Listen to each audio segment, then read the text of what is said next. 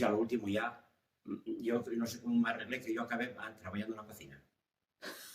Yo después ya no tenía ganas de estudiar o como fuera, yo trabajaba, A la me cocina. pagarían algo, si yo trabajaba en la cocina. Bueno.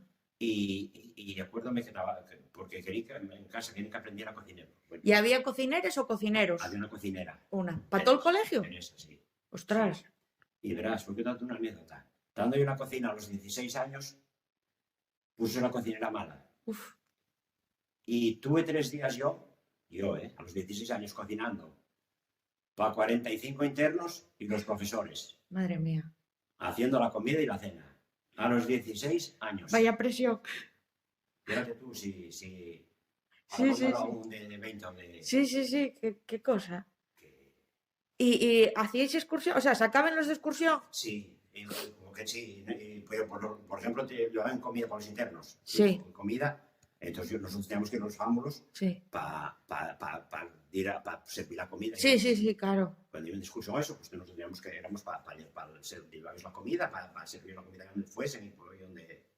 Sí, sí. ¿Y qué eran? ¿Excursiones de por aquí o sacaban vos fuera No, de la villa? Ibas arriba de Sello, ibas a... Ah, bueno. Sí, sí, no, la excursión era salir de excursión un día. Curioso, sí, a pasar el día. Sí. Bueno, Sí. oye, no. Sí. Pues no, yo era...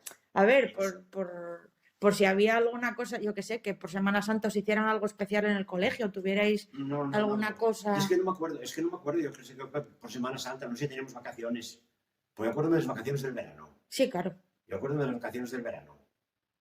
Porque me acuerdo cuando yo tenía 15 años, iba a decir yo 15 años cuando nació mi hermana. Sí. Y yo nació mi hermana en abril y yo conocí en junio cuando fui de vacaciones. Claro.